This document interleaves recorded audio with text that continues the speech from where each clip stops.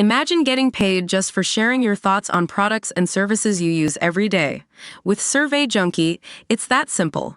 Click on the link in the video description to discover how you can start earning today by taking surveys. The fact is that this election, a lot is at stake, said Joe Biden, collar unbuttoned, mic in hand, watched by about 50 guests at tables dotted with small U.S. flags at Mary Mac's Tea Room in downtown Atlanta.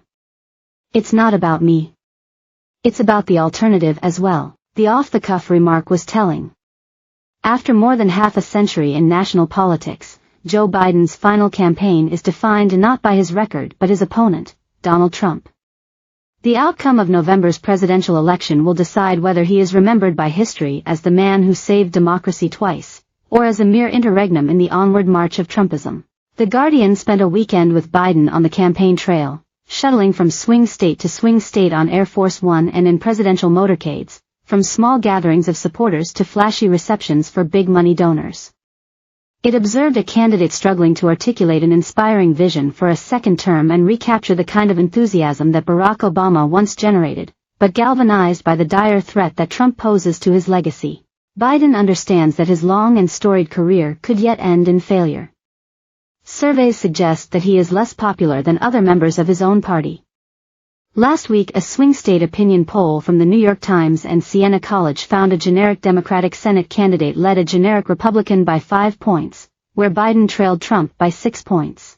Specifically, Jackie Rosen of Nevada, Ruben Gallego of Arizona, Bob Casey of Pennsylvania and Tammy Baldwin of Wisconsin were doing 14, 11, 8 and 7 points better than Biden in their respective states. Other polls have come up with similar findings that may tempt Democratic candidates to keep the president at arm's length.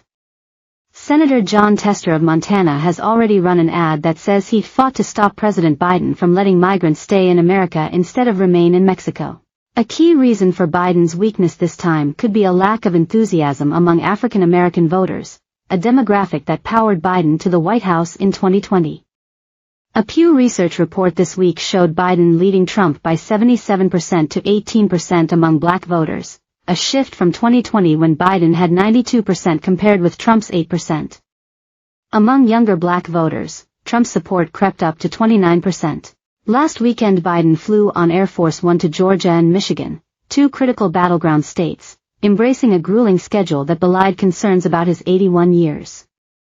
The first campaign stop was Mary Mac's Tea Room in Atlanta, a historic black-owned small business, where Biden-Harris campaign signs were plastered on a door. Biden's entrance was greeted with applause and cheers that might be described as moderate rather than raucous. Some supporters and volunteers hugged him as he worked the room and music continued to boom from loudspeakers. He then took a handheld mic and spoke for 5 minutes without notes, like an aging tennis player hitting shots from memory. "Look, here's the deal," he assured his audience. "You hear about how, we're behind in the polls. Well, so far, the polls haven't been right once." He said of Trump, "I think it's fair to say, I won't use the exact phrase that I'd use if I was still playing ball, but my opponent is not a good loser. But he is a loser." There was an explosion of clapping and laughter. Biden himself chuckled. "Oh, I don't want to get started. I'm going to get in trouble." Turning serious, the president warned, "Everything you let me do, everything you helped me do, everything we've done, they want to undo. Our democracy is really on the line." The speech was short on second-term promises but long on warnings about Trump, a familiar pattern. His next event was a significant shift up the wealth ladder, the Arthur M. Blank Family Office, home to a community-building foundation in a faux Italian building with Roman-style mosaics. Biden delivered a speech in a room with an ornate ceiling, 15 illuminated recess panels and 5 chandeliers, and a floor of polished wood. Behind the lectern was a tapestry depicting birds in a bucolic setting. At either end of the room gold-framed mirrors hung above grand fireplaces. About 100 well-heeled guests had gathered. When the president appeared, people stood, applauded, hooped and took photos. One woman shouted, "We love you, Joe." This time he spoke for 18 minutes, beginning with relaxed humor.